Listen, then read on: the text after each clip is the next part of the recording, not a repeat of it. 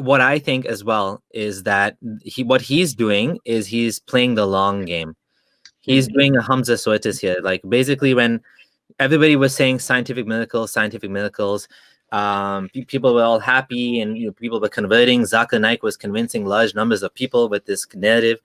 And then all of a sudden, almost, unnoticeably, there was pushback.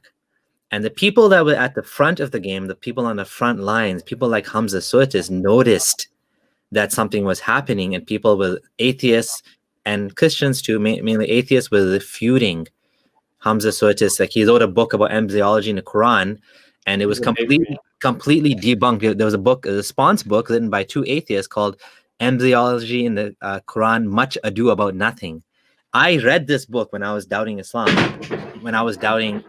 I read this book when I was doubting, in the doubting stages, and it completely ripped apart Hamza Soetis's book on embryology. And so what happened is Hamza, he took the noble path, and he admitted it, and he's like, okay, I'm taking back my book. He actually pulled back his book and admitted that his arguments were not strong. So, but why would Hamza Soetis do this? Why would Hamza Soetis admit? And he even went and he made a big video. There's no scientific miracles in the Quran, because Hamza is realizing that this is doing more damage than good now. Muslims are spreading a claim that is being debunked like crazy. And what's happening is it's actually causing people to doubt Islam. So Hamza is like, okay, we need to come up with a new approach now. We need, as Dawah guys, we need to fix this problem fast. And what are we going to do? We're going to take it on its head. We're going to say, forget the scientific miracles. We're going to find something else. I think this is what Yasir Qadhi is doing. He's, like he said, I don't know if it's in this clip or not, but he said that there's been emails and like academics on Twitter, and he's in academia. He's at Yale, right? For God's sake, the guy talks to actual professors all the time. He's not one of these like Muhammad Hijab style characters that doesn't engage with academia, who doesn't know what's going on outside of the masjid, basically, right? The masjid and the street. He knows what's going on in places of higher learning. And in places of higher learning, that's where it starts. And then it gets, distributed among the masses as well, eventually, right?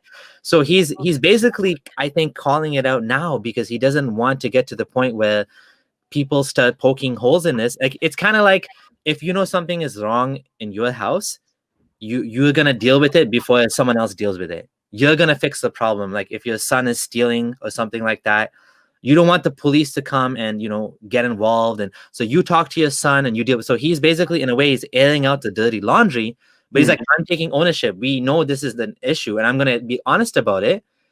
And that way, it looks like he's coming from a place of strength. Now, the people that are very dogmatic, they're like running around with their heads cut off, like this guy's a fitna, this guy's causing problems for Islam. But I personally think he's not like a closet ex-Muslim or something like that. I think he's playing the long game. But the thing is, why do you think he's doing this? Why is he telling everybody this?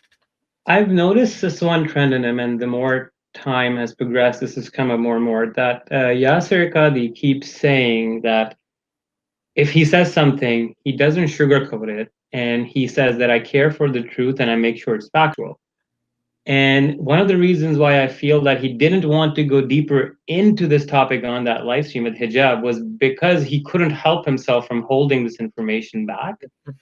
I've honestly noticed that, and he doesn't shy away from criticizing. Like even if you read watch some of his seerah things, like he straight up bluntly says that many things in Muhammad and his life, from a secular perspective, are absurd and don't make him look good.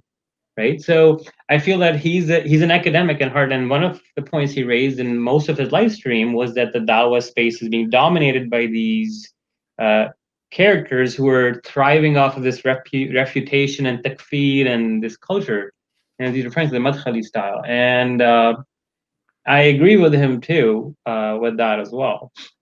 The other thing I wanted to point out was about Muslim scholars is Muslim scholars have known about these holes and the problems with this narrative for 14 centuries, and we are not making this up. This is literally found in your books. I can name a few books off the top of my head, like Suyuti's Itqan fil Ulum al-Quran, Al-Fahrist, then we'll talk about that. Kitab al-Masahif, they all encompass a lot of variants. Oh, well, we'll keep going, but Muslim scholars know about this. They purposefully keep this underground because it completely rips apart the miraculous claim that the Quran is preserved, and just it muddles out its allure.